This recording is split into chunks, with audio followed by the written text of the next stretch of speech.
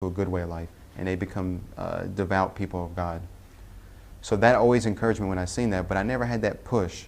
I never had that strong motivation to really practice this way of life. And plus, as Christian, it didn't give that motivation to me as well. So with that in mind, I went back to the brother, and I talked to him some more, and I said, I'm thinking about converting. I said, because in Islam, it's very beautiful. I said, it's no different than Christianity and Judaism. But better yet, it came after it. It's a succession. The prophets of Moses came to the tribes of Israel. After him, Prophet Jesus. And then after Prophet Jesus, Prophet Muhammad. Peace be upon them all. So I understood the succession of the prophets that came one after another. And it started making more sense. And of course, the tawfiq, the inspiration and the success that Allah helped open my eyes and helped me see that. So I sat there and I talked to him, and I said, I want to convert. I took the decision that I was like, I'm going to convert. I was back and forth, should I not? But I was like, I'm just going to do it. I'm going to go for it.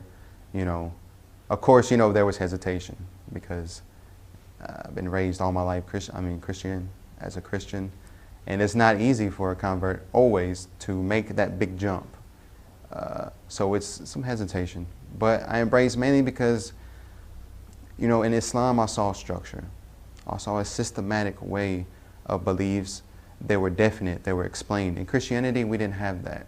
In Christianity, if you look in the Bible, it's hard to see many verses that talk about the akhirah, the hereafter. In the Quran, it speaks explicitly about verses of what will happen in the hereafter, whether it be in heaven or it be in hell. And also the structured laws that are in Islam. In Islam, we have a set basic laws that we go by. Whereas you find in Christianity, there's not that as much. It's more of a moral discipline, a moral guideline, not so much as laws. If you ask a Christian, why do you eat pork? They'll tell you that it's allowed. There's nowhere in the Bible that says it's haram, it's disallowed. So there's not that strict guideline to where it says this is halal, this is haram, this is allowed, this is not allowed.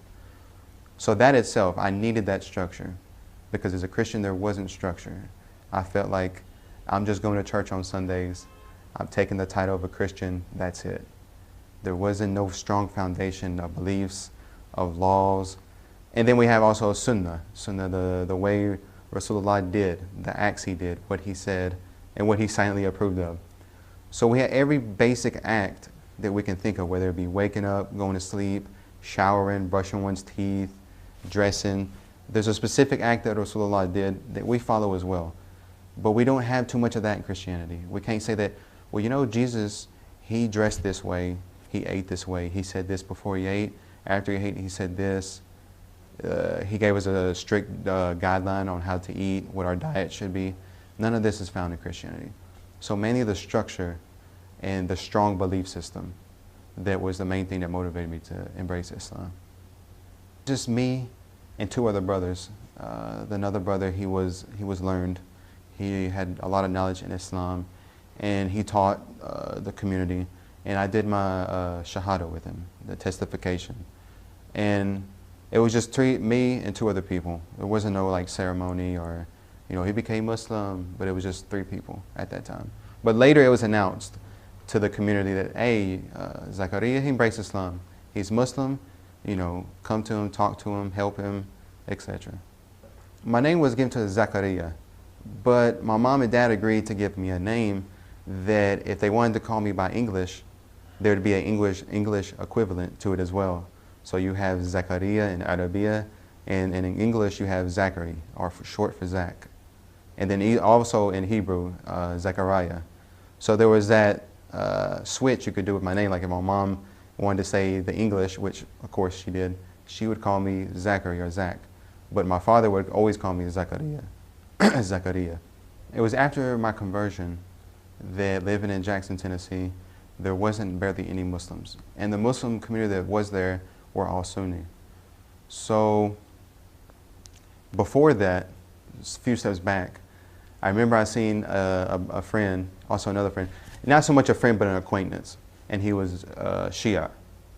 And after being Sunni for about a month, I got the basic beliefs of what the Sunnis believe, etc. But I really didn't know no difference between Shia and Sunni.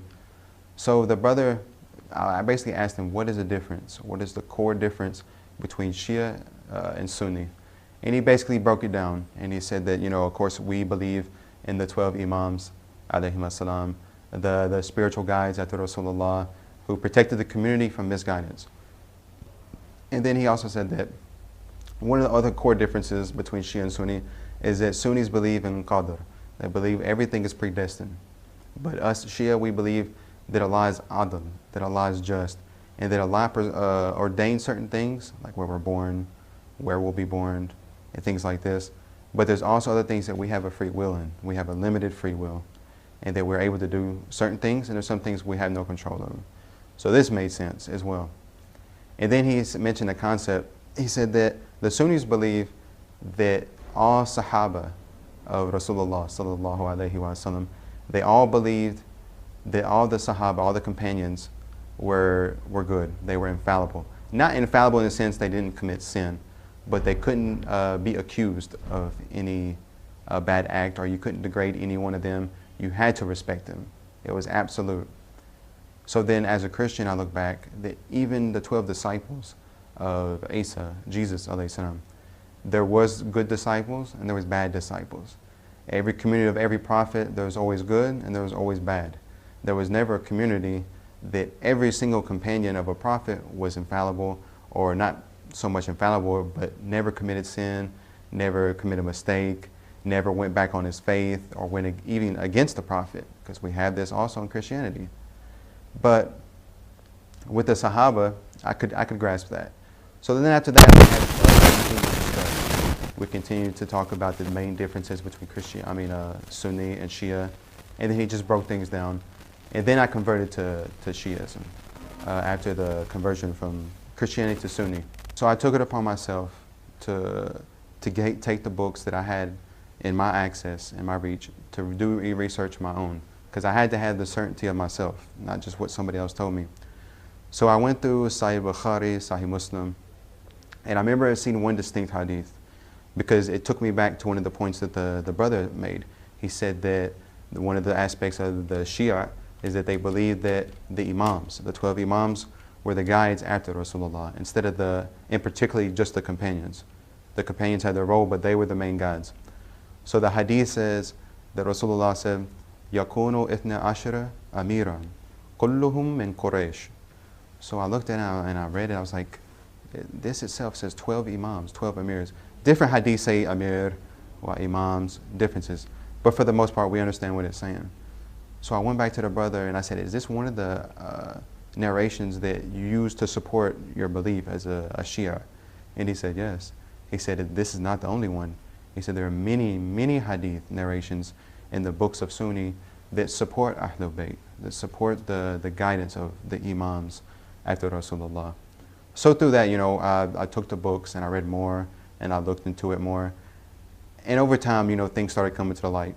And then also, like reading Quran. There's the verses of the Quran that speak about Ahlul Bayt.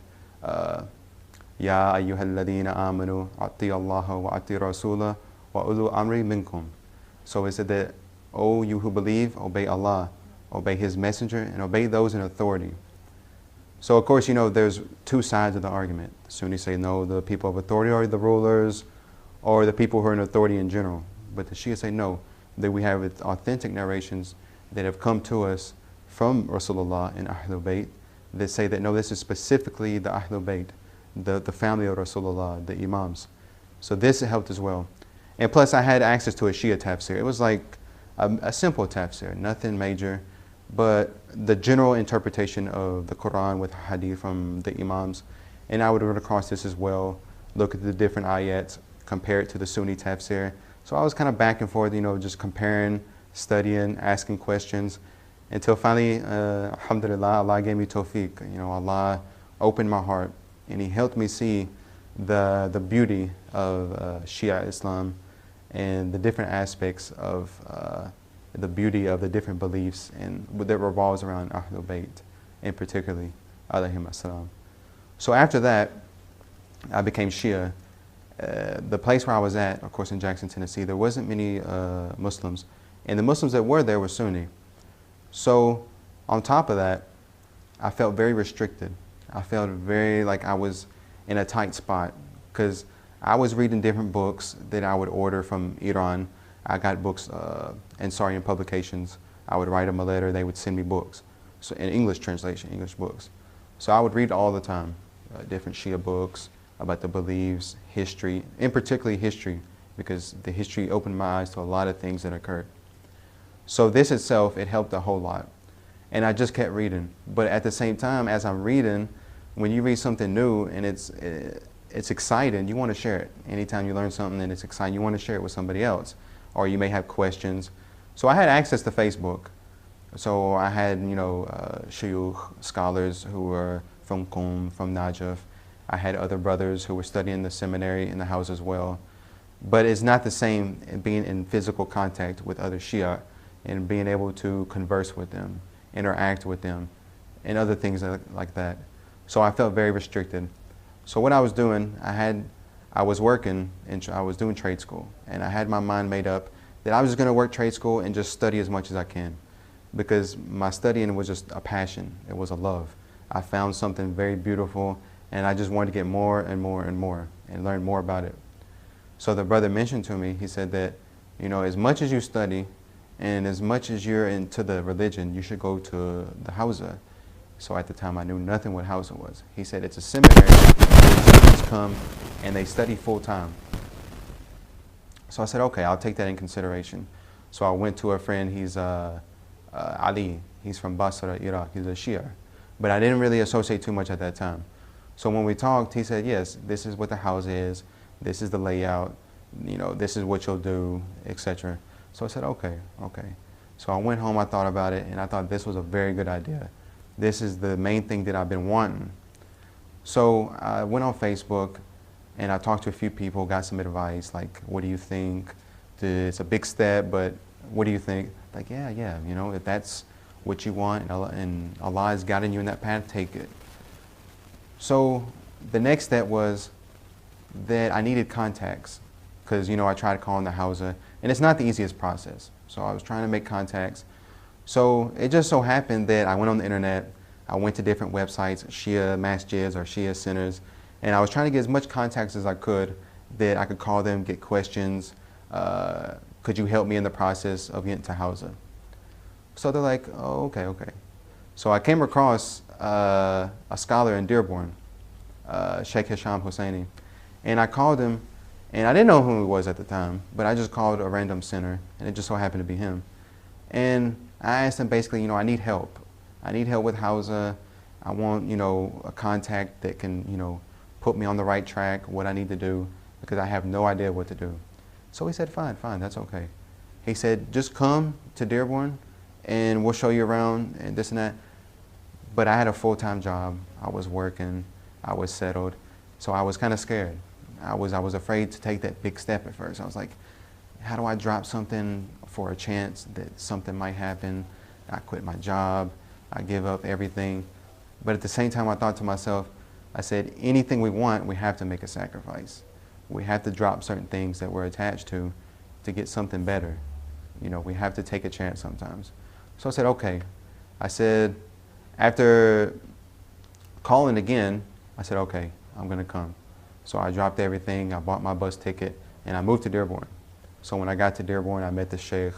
He got me in contact with other 2 Iraqi brothers that I was staying with him as well. So when I was working in the center, it was during Shahr Ramadan. I was helping out during the month of Ramadan, setting up chairs for the majlis, the lectures at night. And the person who so happened to come speak was Sayyid Bakr Imrani.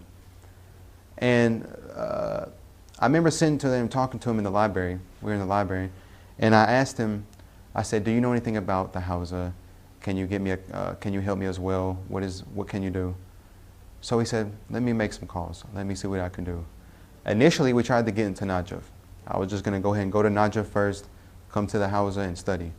But we had second thoughts that, well, maybe it's better that we can find a Hawza in America that you can learn Arabic, you can learn the basic studies, get strong, then go to the Hausa in Najaf or Qom, whichever one you choose.